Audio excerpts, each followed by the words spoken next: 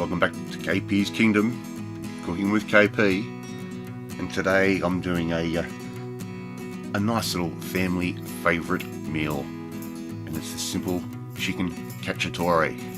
Okay, now this, I cook it a little bit differently to the way it was traditionally cooked, and I think if you go along with this recipe, you might be in for quite a pleasant surprise. And I think we might just start getting into it. The first thing that I want to do is I want to make up a seasoned flour. And here's a really cool tip. Get yourself a bowl and get a freezer bag, and put the freezer bag into the bowl just like I've done there. Now we can add our flour. For this recipe, I made up around about 2/3 of a cup of flour, and you can use a plain flour or self-raising. You can even use a cornstarch or corn flour. We're adding in about 1.5 teaspoons of onion powder, just to stuff off the shelf. And the next thing we want is just some garlic powder. We want a bit of white pepper, around about 1/4 teaspoon, and about 1 teaspoon thereabouts of salt. If you like it saltier, add a bit more. Now I've got these great mixed Italian herbs, and they're great because they've actually got tomato flake in there and chili flake. So all we do is we get our bag and we mix all those spices and those herbs through the flour, just like that. Now I normally have a different mix that I put into a different container, but anyhow, I'll get on to that later.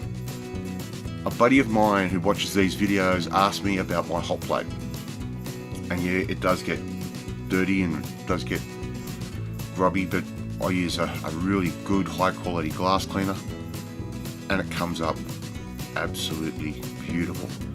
And we have flogged this thing to death, we really have, and I'll show you some of the little problems I've got with this, and I am going to have to update it shortly. But the top's all scratched, as you can see, and it's not a film on there or anything, it's just wear and tear. And you can see here where we accidentally moved a pot and left it on the plastic and it melted through the plastic, but it's cracked there. It fell off the bench. It's also got a huge crack down through there. You can't really see it on the video, but that whole dashboard moves, so it's also got cracks at the front there. So that's answering a question to a buddy of mine who watches these videos. Alright, so I've already done most of my chicken. I'm using chicken cutlet once again, which is a complete chicken thigh with the bone. You can use a Maryland, you can use drumsticks, you can get a whole chicken and quarter it if you want, but the idea is with cacciatore, the chicken is on the bone, and I prefer it this way, and it does cost less. So all you do is put the chicken into the flour, roll it around in the bag, and just coat the chicken with the flour. Very, very simple process, and this is the same way we do a southern fried. And all we're going to do, take that out, skin side up, make sure we stretch all that skin out. I've got an oven already heating at 180 degrees Celsius, and we simply put that in there in the oven for 40 minutes. Alright, let's start making up our sauce. So we want about 1 tablespoon of oil in our pan. We're at a medium heat, and we've got a very finely chopped onion. So you normally see I don't do a fine chop on a lot of my meals, but here we've got a nice fine chop. And all we really want to do is make them translucent. We just want them to cook off nicely. A little bit of white wine, and that's just a Chardonnay, just a simple white wine, and we're just going to sweat these onions down. So keep moving them around, keep your eye on them. If you turn your back, they might burn. Right, I've added 1 400 gram jar of crushed tinned tomatoes. I'm adding a little bit of chicken stock into that, and and we just want these tomatoes to cook down. I'm also adding in 1 tablespoon of tomato paste. I buy them in the sachets like this. It works out a little bit more effective. You buy a jar, you use a bit of tomato paste, you don't use it again for another 3-4 weeks and it goes off. 1 teaspoon of crushed garlic that goes into our pan, and about 1 tablespoon of crushed basil.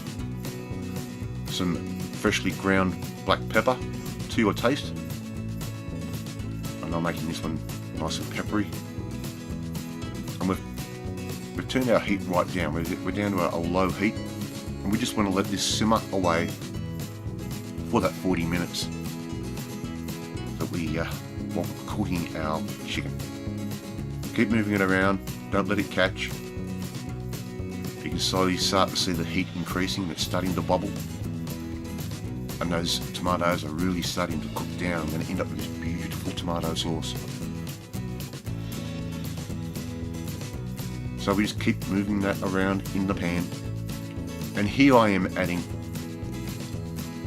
about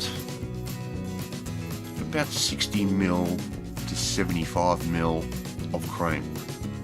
Now, this recipe usually uses mascarpone cheese. Once again, you buy mascarpone, you use 5-6 tablespoons for this particular dish, and you don't use it again. So we do that. I'm showing you how to get around this mascarpone business. And we've got this beautiful creamy tomato sauce, and to get the cheesy factor, I've got some very finely grated Parmesan cheese, which I have freshly ground, or grated should I say, and we're just going to sprinkle that on top of the sauce and on top of my hot plate. Just stir that through, and that's going to help thicken our sauce. It's going to add that little bit of salt factor. You notice I did not put any salt into this meal as yet, but don't forget the chicken skins have the salt in that seasoned flour on them. So we're just keeping an eye on that. We've turned it down even further. I've got my trivet ready.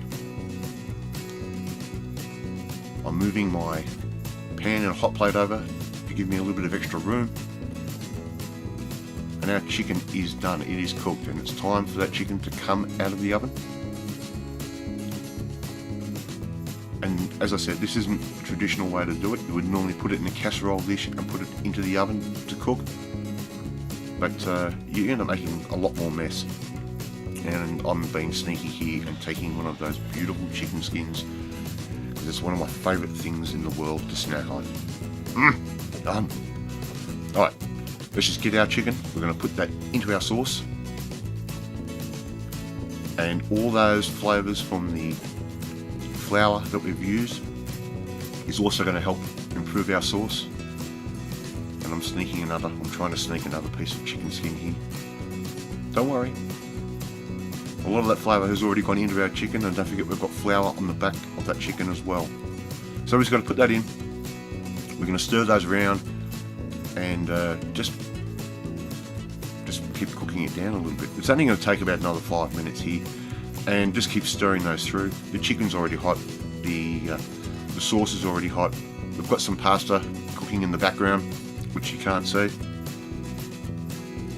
And here is our amazing cacciatore chicken ready to plate up. So why don't we do that? I've just got some penny, as I said, we've cooked that in the background. And we're just going to serve up a couple of pieces, just like that. And let's get a little bit more sauce. That pasta we cooked, drained of course, put it back into a bowl and just added a couple of knobs of butter to that and stirred that butter through with the pasta. Just a nice, simple, light way to do things. And this meal is actually quite light, anyhow. So there we have it, KP's easy chicken cacciatore, basically using one pan. Thank you so much for watching this video. I want you to cook this at home. Give it a go, it is super simple. If you like this video, hit that like button. If you haven't already, hit that subscribe button. and I will catch you next time. Bye.